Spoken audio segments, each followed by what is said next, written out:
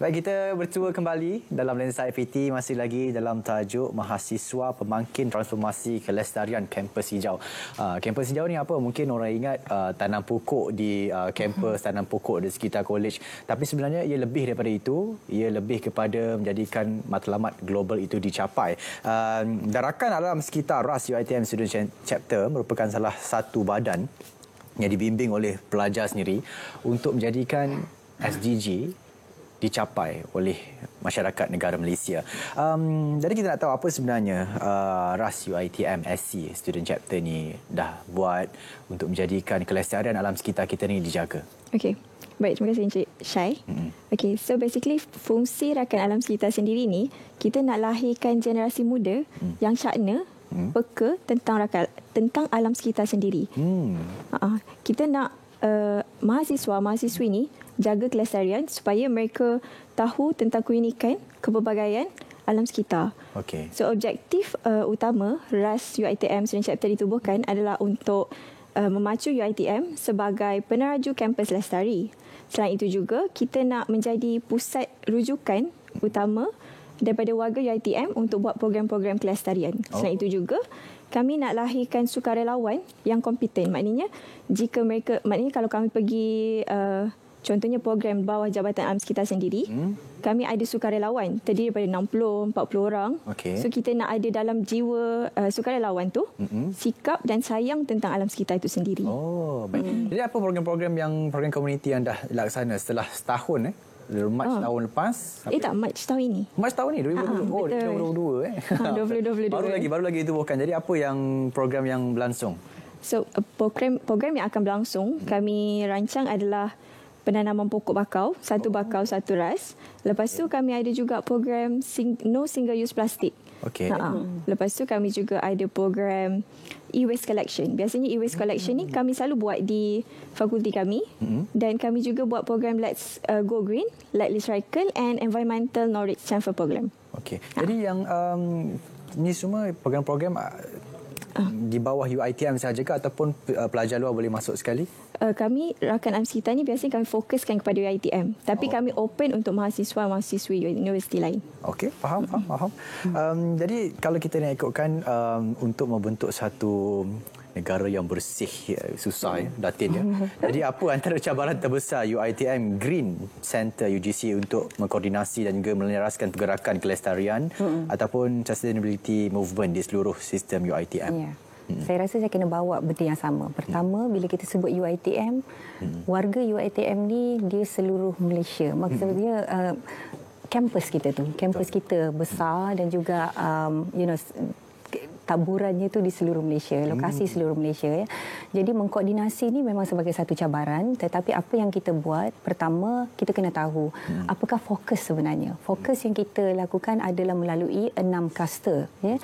Maksudnya bila sebut kelestarian ni dia mungkin agak general, tetapi kita ada fokus iaitu melalui tetapan dan infrastruktur ya. Kita ada kluster air, sisa, energy dan juga climate change, kita ada transportation dan ada education. Dekat sini yang saya nak relate ya, bagaimana kita memperkasakan peranan mahasiswa itu sebenarnya ya, peranan mahasiswa bukan setakat untuk awareness dan sebagainya ya, tetapi kenapa kita memilih mahasiswa sebagai pemangkin dia sebagai satu key drivers, kerana beberapa ciri mahasiswa itu ya, kerana mereka ni adalah yang seorang yang kreatif ya, mereka yang kreatif yang boleh membawa solution yang lebih mereka kata terkehadapan ya, dan kumpulan yang intelektual ya, kumpulan yang intelektual dan kena dinamik. Sebab itu kalau kita menyebut sebagai transformasi kampus lestari ini, salah satu key drivers dia memang adalah mahasiswa ya,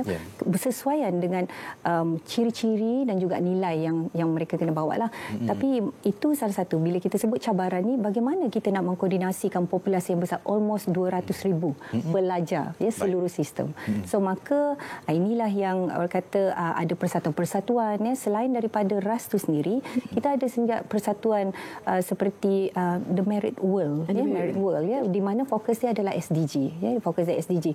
Jadi setiap persatuan di bawah hal ehwal pelajar tu sendiri, dia memang dah biasa sebenarnya untuk menganjurkan program-program kelestarian. Tapi yang menjadi masalah tu itulah kata koordinasi. Jadi dengan adanya UiTM Green Center, maka kita bergerak bukan secara hanya PTJ ataupun pejabat tetapi bersama dengan fakulti. Our stakeholder tu maksudnya fakulti. Fakulti, persatuan-persatuan pelajar, kolej-kolej kediaman. So everyone actually doing the same things. It's just the matter that how we actually pull all the efforts untuk mencapai satu matlamat yang matlamat kelestarian ataupun mentransformasikan universiti itu sebagai satu kampus hijau dan juga lestari. Dan kita membawa tema, tema kita adalah greener and healthier lifestyle. So ini juga membawa kepada apa yang kita buat harus mencapai kepada matlamat yang saya sebutkan tadi itulah. So saya rasa itu. Baik. Sebenarnya banyak kalau kita nak sebut berkenaan dengan kelestarian alam sekitar, berkenaan dengan kampus hijau, berkenaan dengan hijau, bukan satu perkara yang besar. Dan juga tanggungjawab itu bukan tanggungjawab kepada UGC, bukan kepada RAS. Tanggungjawab itu tertakluk kepada kita sebagai rakyat Malaysia sebenarnya. Kita tak mampu untuk nak mengharapkan satu institusi saja, satu badan saja. Kitalah sebenarnya penggerak kepada kelestarian alam sekitar yang sebenar. Dan juga kita juga merupakan tonggak utama sebenarnya untuk menjadikan negara kita ini negara yang hijau, bersih dan juga bebas dari segala pencemaran yang berlaku sekarang. Apapun kita sudah berada di penghujung rancangan sebenarnya, Datin, Aina. Jadi kita nak ucapkan terima kasih kepada Profesor Madya Datin, teknologis geospesialis Dr. Arni Samad, pengarah UiTM Green Center UGC ataupun Pusat Hijau UiTM.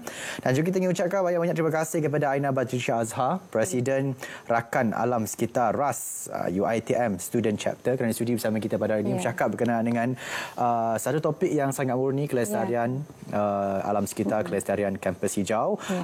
Apapun, terima kasih. Semoga berjaya dalam apa jua perancangan yang bakal diadakan nanti. Kepada penonton Lensa IPT, terima kasih kerana setia bersama kami sepanjang 1 jam daripada jam 9 sehinggalah kami berada di penghujung rancangan.